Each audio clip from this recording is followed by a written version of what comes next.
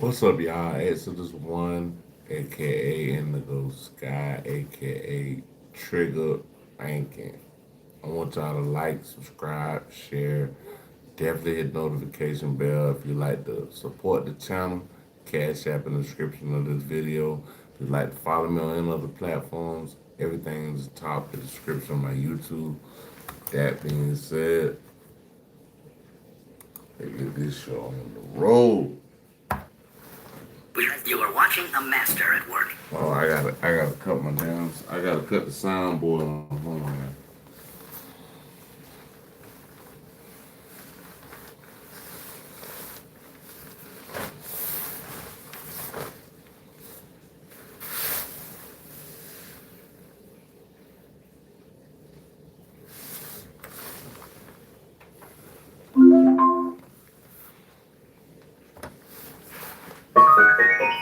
Master at work.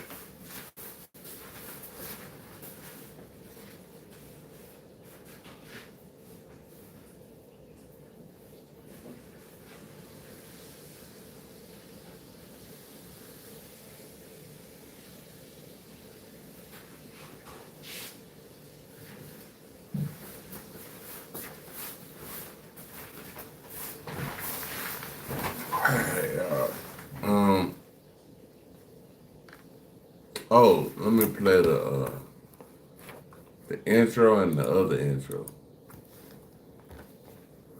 You are watching a master at work. Alright, I'm about to play the other intro. Let's see. Let y'all come up in here.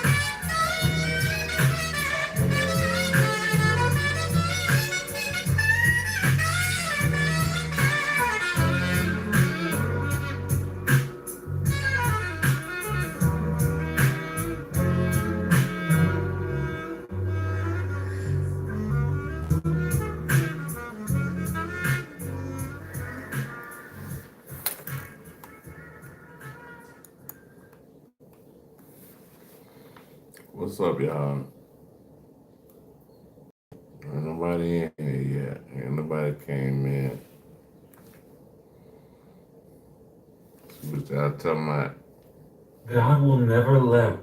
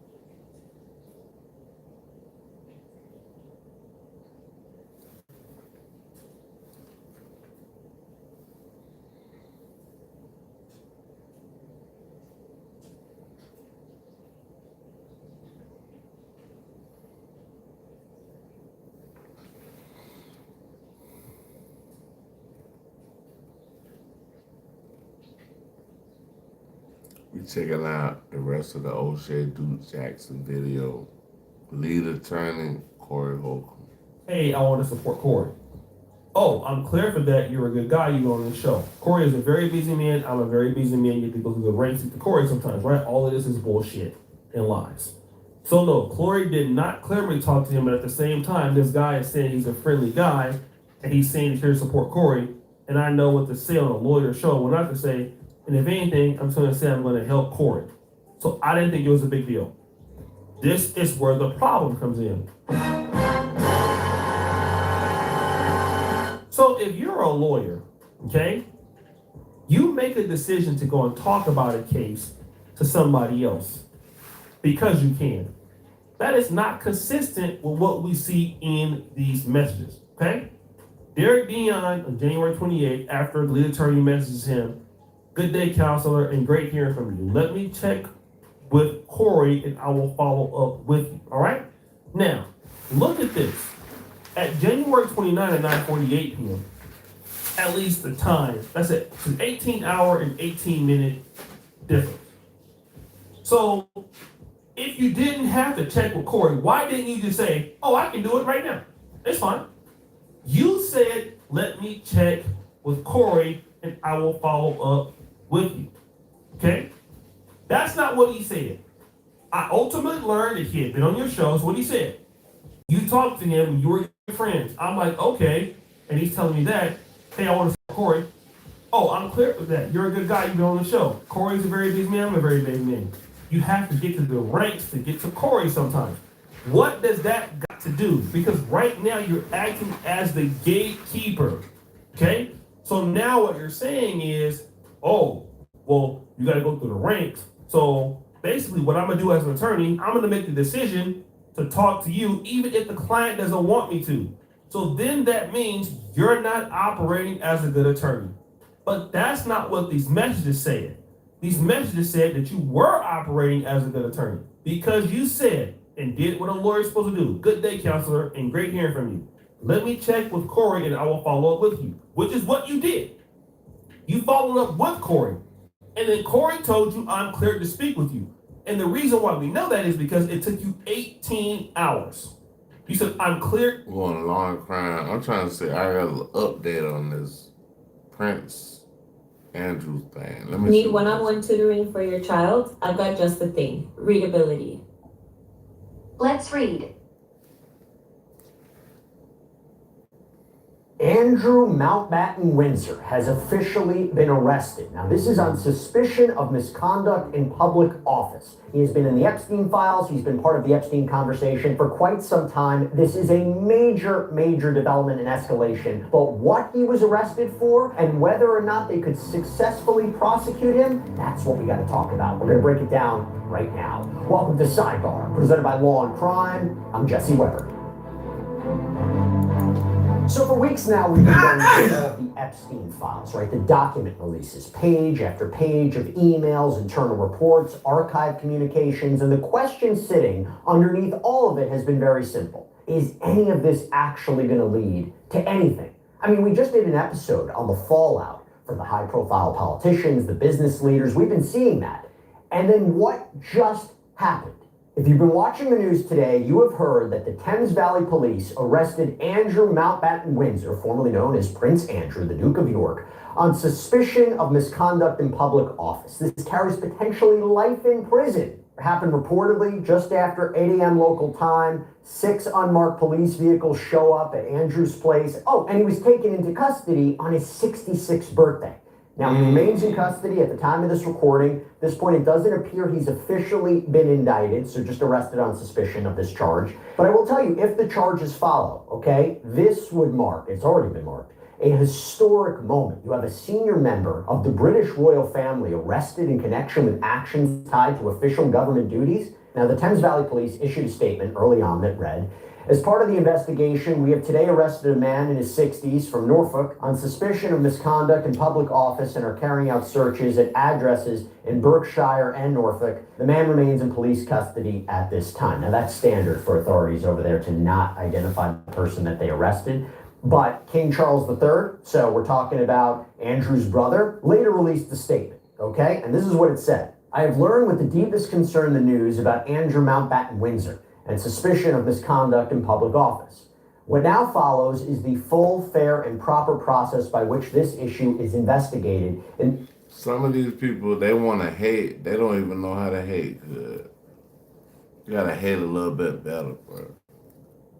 Get your hate together. The appropriate manner and by the appropriate authorities. In this, as I have said before, they have our full and wholehearted support and cooperation. Let me state clearly, the law must take its course. As this process continues, it would not be right for me to comment further on this matter. My family and I will continue in our duty and service to you all. So basically, in my view, that's the king saying, Andrew, you're on your own. We cannot even have the appearance of being involved in this. We cannot have even the appearance that we're affecting this investigation or tainting this investigation or getting involved in this investigation. And I would say this is not surprising considering what? Andrew's already been stripped of his royal titles. He was already ostracized by the family by all accounts. And I want to back up on that for a second, because if you're just hearing this now, you might be probably thinking, wait a second. Andrew was arrested. Is this about Jeffrey Epstein? Is this about allegations of sex crimes? No, this is about Epstein. There is an arrest, but it's not in the way that you think, okay? So it starts off, just to give you some background, Jeffrey Epstein. In the late 1990s, early 2000s, Epstein, as we know, cultivated relationships with politicians, billionaires, celebrities, and royalty. One of those relationships was with Andrew, formerly Prince Andrew, the second son of Queen Elizabeth II. They were photographed together. Andrew stayed at Epstein's homes, apparently. They moved in overlapping circles through Epstein's then-girlfriend, Ghislaine Maxwell, or associate Ghislaine Maxwell. And for years, it was framed as very controversial and as bad judgment. Embarrassing, maybe not criminal. Then in 2015, Virginia Giuffre filed a civil lawsuit alleging that Jeffrey Epstein and Ghislaine Maxwell trafficked her and that she was forced to have sex with Andrew, including when she was just 17 years old. Now, Andrew denied the allegations, denied meeting her, questioned the authenticity of a photo showing them, or seemingly showing them together. In 2019, he attempted to repair the PR damage with that now infamous BBC Newsnight interview, the pizza eye, the claim that he couldn't sweat. It collapsed almost immediately. And within days, Queen Elizabeth removed him from public duties. In 2022, he settled Giuffre's civil lawsuit for an undisclosed amount, admitted no liability. And after that, it seemed like the story might be over. Andrew kind of retreated from public life. But here's the thing. The Epstein story didn't die. Andrew was actually stripped of his royal titles. And then in January of 2026, the U.S. Department of Justice released another massive dump of Epstein files. And buried in those documents was something that shifted the focus entirely. This brings us to what we're talking about today. It was about Andrew's official government role. Between 2001 and 2011, Andrew served as the United Kingdom's Special Representative for International Trade and Investment. This is a formal government position. It's a trade envoy, a crown servant. And in the released communications, the emails, it seems that investigators found messages suggesting that Andrew allegedly shared official trip reports and what appeared to be a confidential investment brief, so sensitive information, with Jeffrey Epstein, and that this was in 2010. So this was 2 years after Epstein's 2008 conviction in Florida. Remember, solicitation of prostitution, member of a minor too? And that detail matters because in 2010, Andrew wasn't just a royal family member, he was serving in an official government capacity. And under UK law, Crown servants are bound by duties relating to the handling of sensitive government information. The Official Secrets Act of 1989, which is the relevant version here, specifically protects information relating to international relations. That's the key. That seems to be what investigators are now examining. All right, so by the way, we're still kind of in the beginning stages of 2026. They were eating the settlers. Yes, they were eating the Native Americans. When Christopher Columbus landed, 26, but I will tell you, if you got debt, the threat to your financial health, that stays the same. Debt is a silent killer. Interest compounds, fees stack up, your financial problems multiply. It doesn't need to stay that way. Our sponsor, PDS Debt, has helped hundreds of thousands escape debt, reduce what they owe, and take back control. So whether it's credit cards, personal loans, medical bills, PDS Debt has customized options to help you pay off debt faster, and there's no minimum credit score that's required. They look beyond the numbers at your unique financial situation and design personalized plans to help you pay off debt faster and put money back where it belongs, in your pocket. Plus, they're A+ rated by the Better Business Bureau. Every month you wait is going to cost you more. Your way out, though, it starts right now. Don't wait for debt to strike again. Break free in 30 seconds. Get your free personalized assessment and the best option for you at pdsdebt.com/sidebar. That's pdsdebt.com/sidebar. pdsdebt.com/sidebar. Now, this arrest itself, it isn't under the Official Secrets Act, at least not yet, but it has been reported that Andrew's been arrested on suspicion of misconduct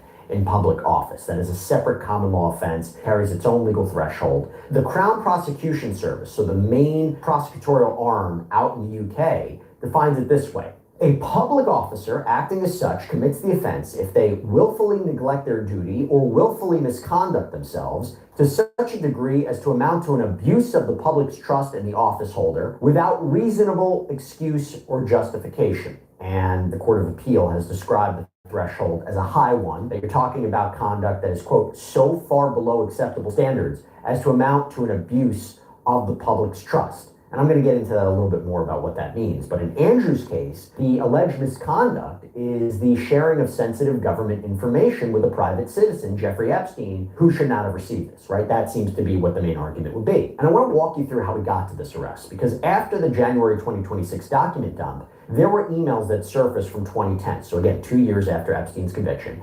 And they showed what appeared to be ongoing communication between Epstein and someone identified in the files as the Duke. Now, the Duke, presumably Andrew, the Duke of York. And here's what those emails purportedly contain. November 30th, 2010, Andrew's special advisor, Amit Patel, sends him an email, and it reads, "Sir, please find attached the visit reports from Vietnam, Singapore, Hong Kong, and Shenzhen in relation to your recent visit to Southeast Asia. And attached are official documents, government records generated seemingly during Andrew's work as the UK's trade envoy. According to the files, Andrew appears to have forwarded those reports, the email, their contents, to Jeffrey Epstein. And there's no forwarding message, no context given. There's another email.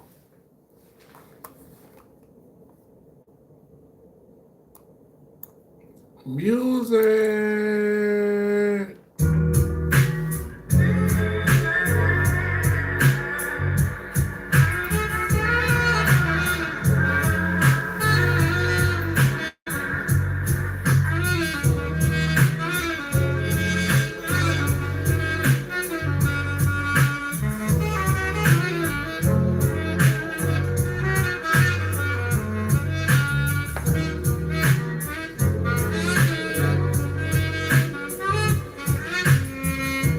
Yeah, that did nasty work though, bro. Like, that's nasty work, though.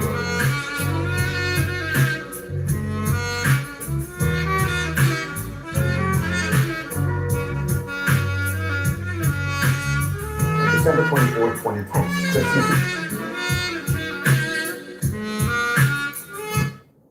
Eve. Andrew appears to write to Epstein and includes what he describes as a confidential brief on investment opportunities in Afghanistan's Helmand province. And here's what the email says. So first of all, it says, to J, and then it ends from A. Attached is a confidential brief produced by the Provincial Reconstruction Team in Helmand Province for international investment opportunities. These are not exclusive to Helmand Province, but principally focused on that province. I'm going to offer this elsewhere in my network, including Abu Dhabi, but would be very interested in your comments, views, or ideas as to whom I could also usefully show this to attract some interest. I have sadly already found out that Gates Foundation doesn't do anything in Afghanistan. So at this time, Helmand Province in 2010, this is our understanding, this was at the height of the war in Afghanistan, and there were British troops that were on the ground there. And Andrew is allegedly sending information about this to Jeffrey Epstein. So it kind of gives you an idea of what we're talking about. You have a former prince, the king's brother, arrested on his birthday, police searching royal properties too, by the way, we'll talk about that, and a criminal investigation into whether sensitive government information was improperly shared with a convicted sex offender. Now, the late Virginia Giuffre, her family released a statement today. And you'll remember, I mentioned this, Giuffre was the woman who alleged that Epstein trafficked her to Andrew. And by the way, her posthumous memoir kept this story alive. Her family said, "At last, today our broken hearts have been lifted at the news that no one is above the law, not even royalty. He was never a prince. For survivors everywhere, Virginia did this for you." I want to talk about this. Okay, let me bring in my friend Richard Schoenstein, litigator, trial attorney. Okay, your reaction to what? The first senior royal to ever be arrested? This is a big development in the Epstein saga. So first, your reaction to this news. So my reaction to the news is, really? This guy's been under suspicion of sex trafficking and sexual abuse for years and years and years, but the thing that's made the British government angry is he maybe gave away some money secrets, and that's what they're going to prosecute him for. The argument would be, isn't this probably the more straightforward path to prosecution than sex-related crimes if you just look at the emails? It is probably more straightforward, and there may be a higher degree of proof. I give you that. But, no one is facing consequences for what went on that island. And so now this guy's going to be prosecuted because he sent an email with some trade secrets? Well, I want to get into that. But I guess the question is, in the overall scheme, and look, you're right, he hasn't been officially charged with respect to any sex-related crimes. I hear you. But in the idea of releasing the Epstein files, transparency, accountability. Talked earlier about the statement from Virginia Giuffre's family. There are those who say, okay, this is a measure of some sort of accountability for someone having a connection to Jeffrey Epstein. And again, look, he hasn't been officially indicted, at least at the time of this recording. He hasn't been officially charged or found guilty. But obviously people are looking at this, and I did a full episode about what's accountability, people resigning, information coming out, ridicule, investigations. This is something. This is something against the former prince. I mean, it wasn't just that he was stripped of his titles and was essentially banished. Now there's an investigation. Yeah, well, it's something. It's potentially something. And I think that the being stripped of his title and his royal duties was somewhat significant, and probably a more significant step than anything we've seen in the United States, where we refuse to release the full files, we refuse to do anything about it, we just ignore it or downplay it. So there's something being done, and if it makes some of the survivors or their families, if it alleviates some of what they've had to suffer over the years, then I'm happy for it. I just think it's a little off target. I mean, he could be looking at life in prison. I'm not sure that's exactly what would happen, but there is a possibility. Well, that's the other thing, Jesse. We have to see how it plays out. I mean, bringing... Might get life in prison? Damn. As you know, I mean, you follow more of these cases than anybody, bringing charges and getting a conviction and putting someone in jail, those 2 points are far removed, and we have to see what happens with this process going forward. It was interesting. It was a surprise. It's a surprise. Well, here's the thing. We did an episode on Epstein's connection to the royals. We knew there was some sort of investigation. I was not expecting a full-blown arrest and now potential charges. I did look up what the Crown Prosecution Service says about misconduct in public office, and the Crown Prosecution Service is the main prosecuting arm in Britain. So to be clear, we're talking about arrest under suspicion. There hasn't been a formal charge yet. We'll see if that actually develops. They have to gather and assess evidence, which, let's talk about what they might be searching at the properties. But first, if you talk about a charge, it is a public officer. So here I think they'd be able to say that, right? He was acting as an official government envoy. This public officer willfully neglects to perform their duty and or willfully misconducts themselves, that this amounts to an abuse of public trust and there is no reasonable excuse or justification. Now, what is some of the evidence that may be used here? Well, there's an alleged email where Andrew allegedly shares files that are marked as confidential brief with Epstein on potential investments in southern Afghanistan. By the way, British forces were based there. Now, Andrew allegedly said at the time that, look, I was just seeing comments or views or ideas that maybe Epstein might have had to attract interest. I think that's what it was reported. There's also this allegation that Andrew forwarded his official reports on his visits to Asia that was sent to him by his special advisor to Epstein just minutes after he got them. No forwarding message, no context. So when we go back to what the law, I looked this up, it says that this public officer had to have been acting as such. So it needs to be distinguished from somebody who is merely acting while a public officer, but more acting as a public officer. So in that context is where they allegedly engaged in misconduct. There has to be a nexus between the willful neglect, the breach of duty, the willful misconduct,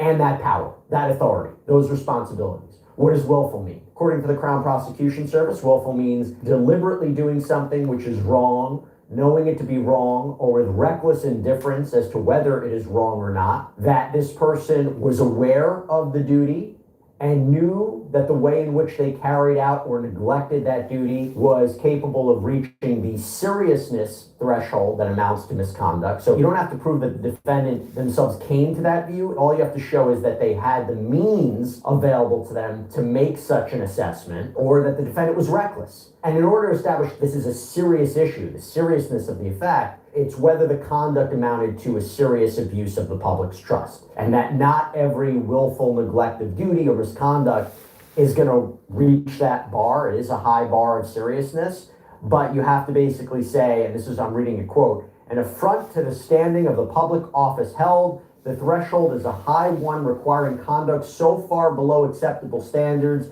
as to amount to an abuse of the public's trust in the office holder. And this is going to be determined by a jury. So, Rich, I threw a lot at you. I guess the question is, what are some things you're going to be looking out for to determine, is this a serious breach of trust, misconduct in public office based on what we're seeing right now? Well, that was a great summary and good research of what it would require to prove these charges. So I think this is an interesting case because to me, willfulness seems kind of obvious. If he was giving away information that he had no right to give away to Jeffrey Epstein, that seems fundamentally willful. But the big question here that the courts will have to ponder before it even gets to a jury is, was this really in furtherance of his official duties? And I don't know enough about what his official duties were at the time as a prince and whatever other offices he held to know if passing on this information could have arguably been part of the duty. He's going to say, I think this really had nothing to do with my official duties. I was providing some information to a friend on his request that I had access to. I wasn't trying to negotiate with Epstein on behalf of the United Kingdom. I wasn't trying to transact business. I wasn't representing the crown. I was just passing on some data the guy asked for. I did not have any ill intent, etc. And even though a jury might conclude you had no business passing on that confidential governmental information to this maniac, was it part of his official duty? I think that to me is the toughest part of the case. So I think that's the easiest part. I think he's in a position where he gets this information. He's handing it over, or allegedly handing it over. I guess the question is, what was he gaining out of this? Like, whether even it rises to the seriousness or whether it rises to the level of what he would be punished. I looked up the Crown Prosecution Service. They said some of the things to factor in is, did the conduct involve the exploitation or attempted exploitation of vulnerable people? We're gonna play a commercial, y'all.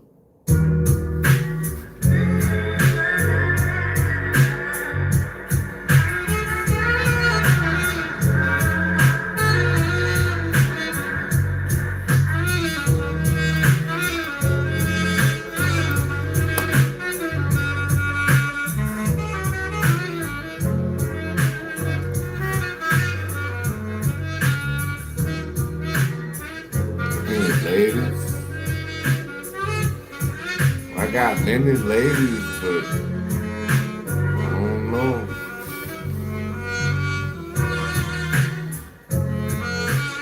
I ain't trying to put no ladies in there. Like, I don't put my ladies up there.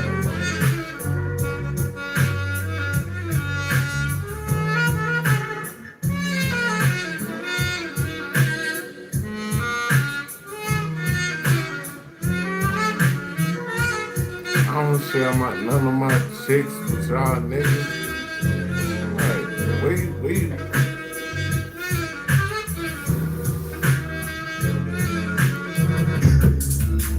Yeah, I got that main one. Like, I ain't finna give y'all niggas none of my chicks, bro.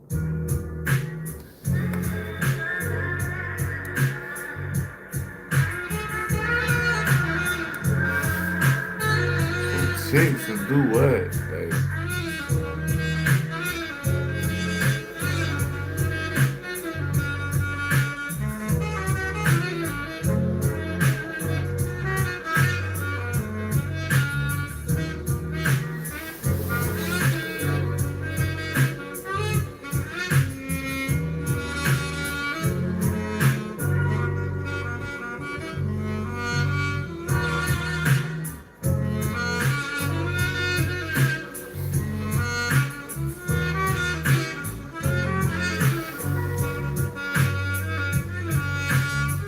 I barely got any chicks my goddamn self. I'ma share them with you.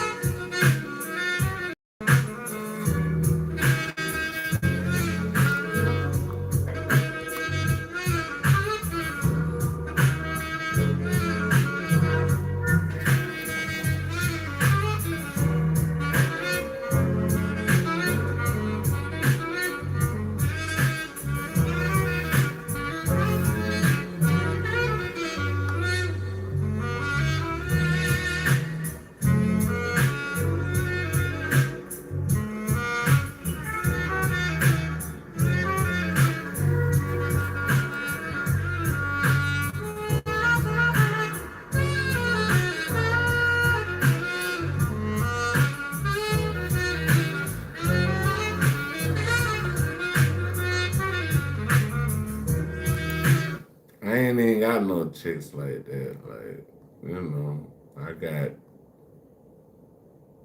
I only got one chick, bro. Like, I don't know what to tell you, but like, I got one chick.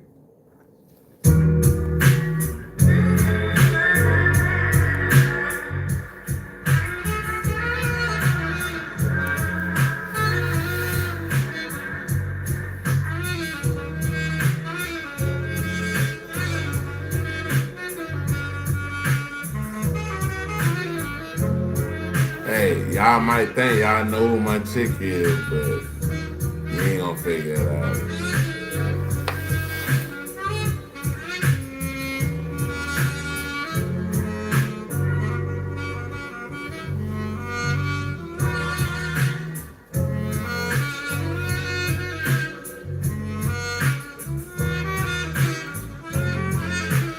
Yeah, y'all might think y'all figure out who my chick is. You ain't gonna know who the hell my girl is. Like, shit. It might be a random. It might be a Chinese lady walking around here. Like, damn, that's that nigga girl. Like,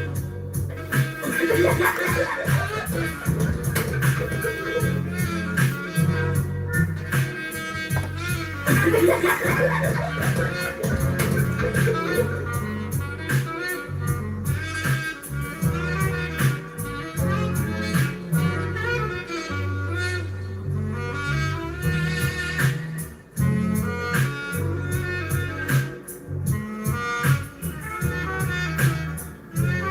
trying to be funny, bro.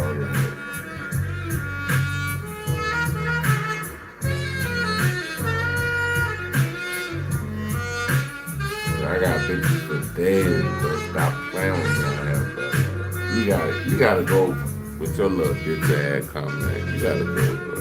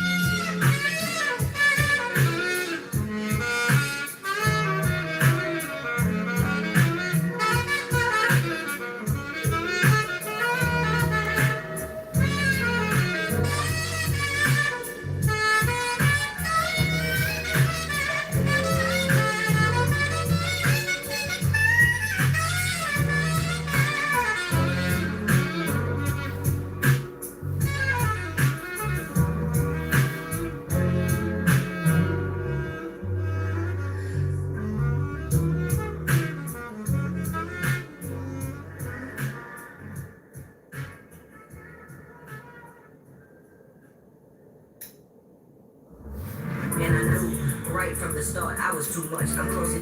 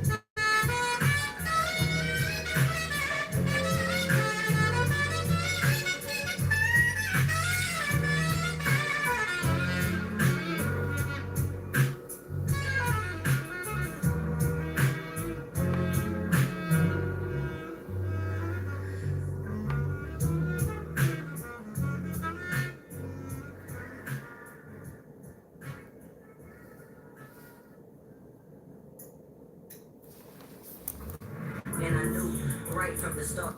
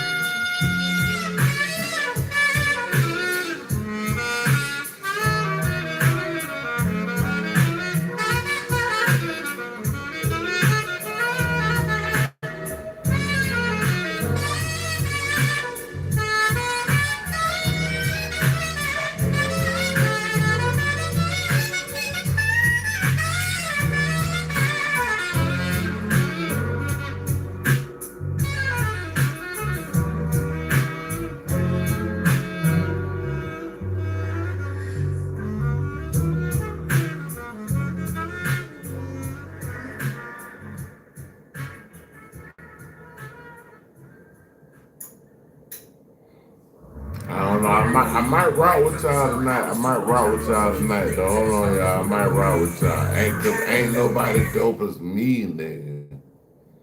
I might rock with y'all. I might rock with y'all tonight. I might rock with you. Oh, but yeah, we've been listening to that Baby Keem tonight, bro. Baby Keem, classic. Baby Keem is a classic tonight, bro. Like we got a classic that was dropped tonight, bro. Baby Keem, y'all. Baby Keem.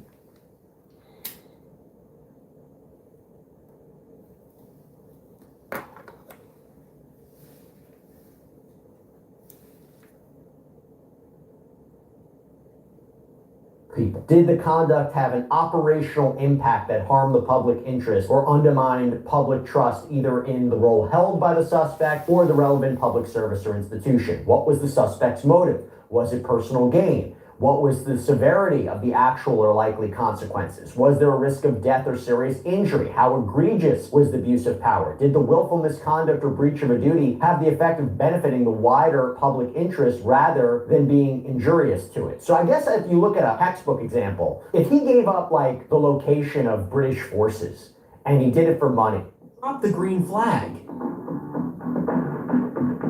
Only Bulls is your green flag. Get started building your digital wealth. Money, and they got killed. That's like textbook, throw the book at him, right? This one, I'm curious, like, what did he have to gain by it? Who was harmed by it? I think those are the things that I'm looking out for. Oh, right. So this is a financial crime, right? Because it's trade information. It's information about transactions on behalf of the United Kingdom. Is that the way you understand it? That's the way I understand it. That's the way I understand it. I mean, if you're in a Okay. position where you're getting this material and you're sharing it, and you could say, just in and of itself, that's breaching his responsibilities, his duties. This is confidential information or sensitive information.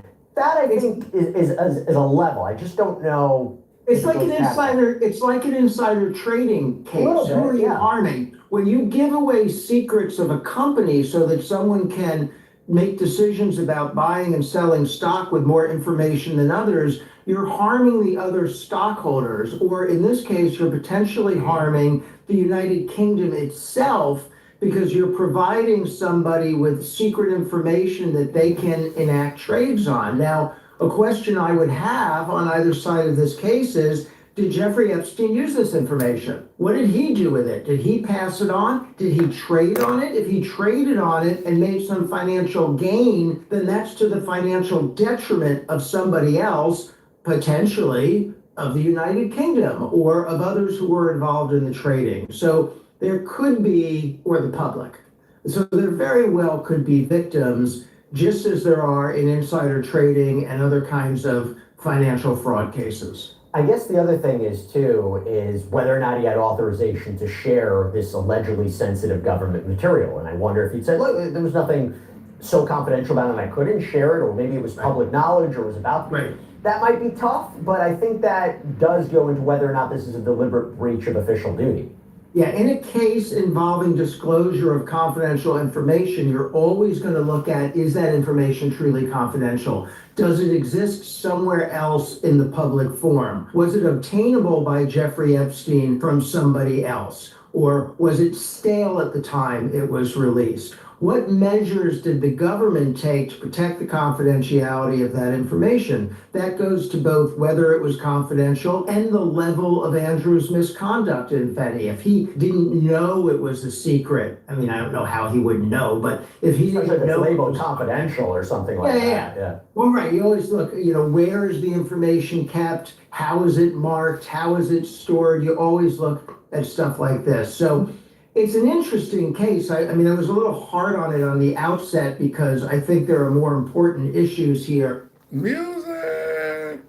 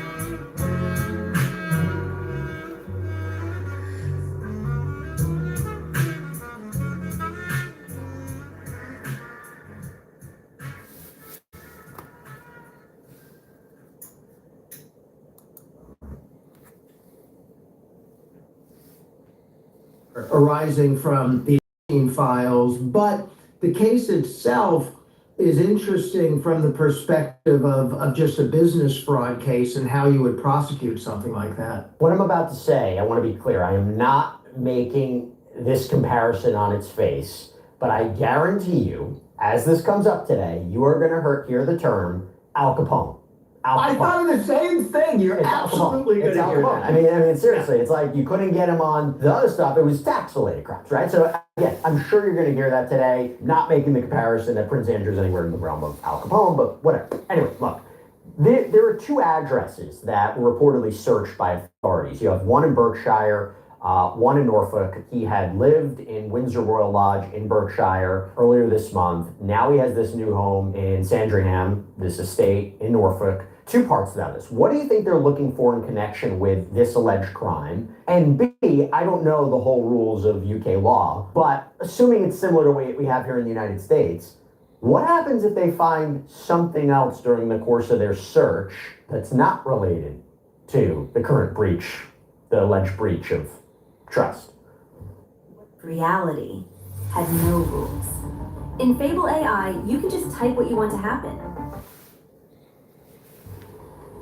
You asked the best question, so I'll take the easier one. The first question is easier. What they're looking for is anything with a plug or anything that can plug into something, right? Any computer, any tablet, any phone, any external media, any device that might have data on it or might have evidence of things that were sent to or received from Jeffrey Epstein or anybody else, or might show where he kept this kind of data, or if he was harvesting it and maintaining it in some form. So they're looking for all of that. I mean, I doubt they're looking for physical printouts of confidential information. That doesn't seem very likely, but usually these days when you bust into a home in a case like this, you're gonna carry out every computer you can find and hand it over to people who know how to search them. Your second question is much harder. What happens if they carry out a computer and they find, 10 metric tons of pornography? I don't know the answer to that. That doesn't seem to fit the crime and the elements that you outlined, which is probably part of the British government's answer to why are you prosecuting this potentially, but you didn't prosecute the other stuff. That's because this particular crime, if it was committed, is actually a crime if it's carried out by a public official. And that's why they feel they can go after it, plus the evidence. So if other stuff comes out,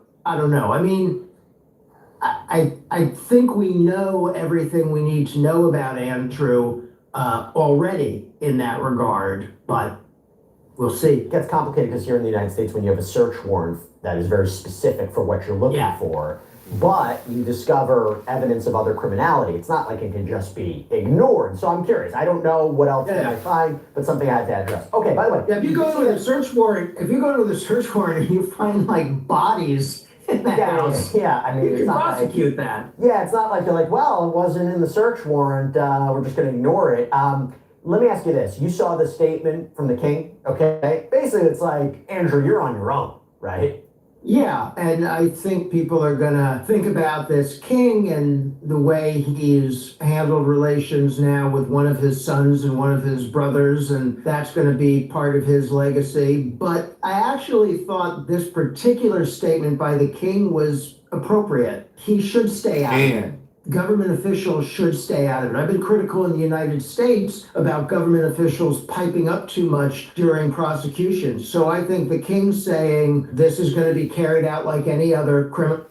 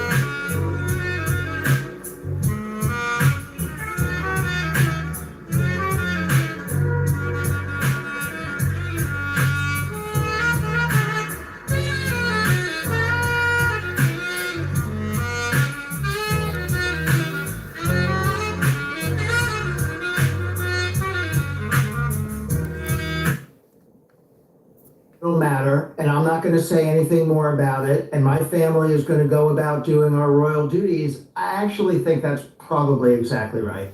Before I let you go, this is the big part.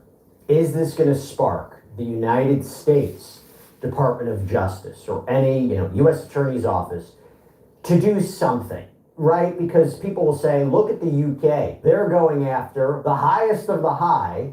How come we're not seeing an investigation or criminal charges against anybody here in the United States? Now, on one hand, I've talked about this before, based on case summaries and internal memos in the Epstein files, they have said there was no videos or photographs of other people abusing young girls other than Epstein and Maxwell. But could there be an investigation into something else that's not related to sex crimes? And the problem I see is I wonder if this will spark the DOJ basically on public pressure to do something more. I don't know if there's anything more. But also, we can't forget that it was last summer when the DOJ and the FBI released a memo saying, quote, we did not uncover evidence that could predicate an investigation against uncharged third parties.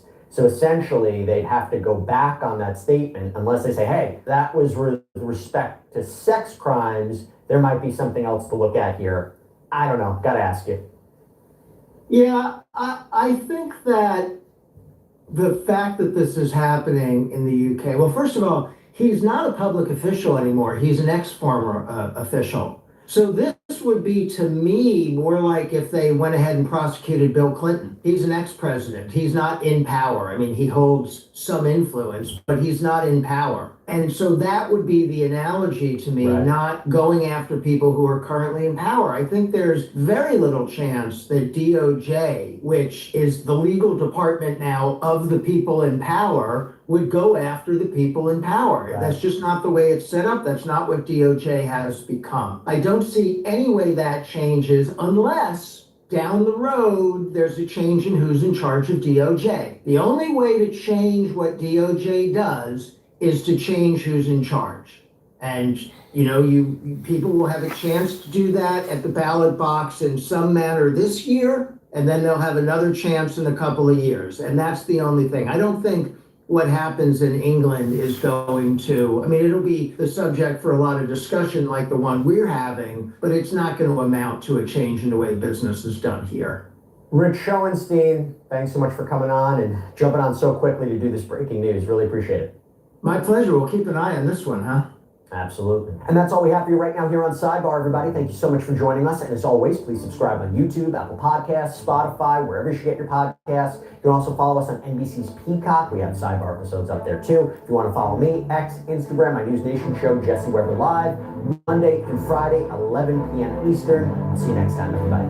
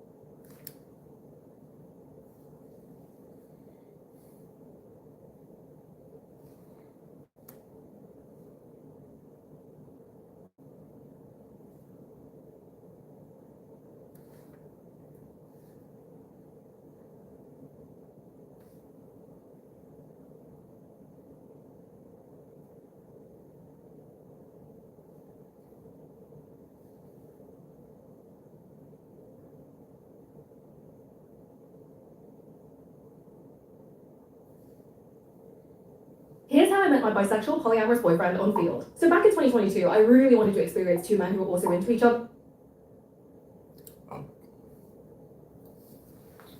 This is great. Rap Morgan, we had some very sad news yesterday. All right, y'all, we're gonna rock it. Out of the rap community as one of the most prominent rappers that was kind of coming up in this new generation of Jacksonville rappers, unfortunately lost his life. I'm talking about Lil Papa. And basically Lil Papa, like, he was involved in some of the stuff that was going on in the Jacksonville street rap scene. You know, I touched on some of his involvement in the Julio, Young and Ace beef in the long video I did on the deadly war in Jacksonville. And it's unfortunate now that after surviving a whole lot of really tough stuff, he unfortunately lost his life. And it does seem like he may well have not gone out actually as the result of the gang war or the ops, but actually his struggles with mental health and making a decision to kind of end things of his own accord, if I can put it politely. But I first wanted to show you the news reporting of his death on First Coast News from Jacksonville. They kind of broke the news and gave a little bit of backstory on his life and what was actually leading up to his tragic passing. Music fans across the U.S. are mourning the loss of a Jacksonville rapper. That's our top story tonight. Thank you for staying up with us. I'm Anthony Austin. I'm Heather Crawford. Lil Papa, born Janarius Wheeler, has died at the age of 25. The medical examiner's office in Fulton County, Georgia, confirming his death to us. The Jacksonville native built a loyal fan base. Christina Burgess has been speaking with those who grew up with him. And Christina, they tell you that his legacy will live on. Heather and Anthony, Lil Papa was more than just a rapper. He was a hometown dream turned reality. At just 25 years old, he built a powerful voice for himself in the music industry. Now his friends, family, and fans try to process his sudden loss. Those who grew up beside him say that he was bigger than just music. He's just a great guy. Outside of the music and the artistry, man, he was a good human. And I'll never forget him. Jacksonville native and music producer Scotty OTH says he grew up with rapper Lil Papa, and the two shared big dreams. I was making beats, then he was making music, and 2019, 18, we ended up making, our first track together. Outside is deeper than music. That was family to me. We called each other cousins. Scotty says his grind was unmatched. Very hard worker. I ain't never seen nobody outwork Papa. Papa was the last man standing in the studio. Forever Young was Papa's favorite song that we did together. In 2022, Lil Papa signed with Yo Gotti's Collective Music Group, a defining moment in his career. He released several fan favorites, including Love and War, Mind Over Matter, and Happy Tears, along with projects like Almost Normal Again. Just this past Friday, he released a new single titled Out of Town Bay. Since the news of his passing broke, Lil Papa has been trending on X. He had nearly 1 million followers on Instagram and more than 600,000 listeners on Spotify. I feel empty, but I love him. I love him to death. I always will. And I'm just trying to compartmentalize everything. Photographer and creator Terrence Tyson says he met Lil Papa at the very beginning of his career. I know how, myself and a lot of other people, how hard we went for him to get where he needed to be. It was a shock, it was a big loss. Tyson says the rapper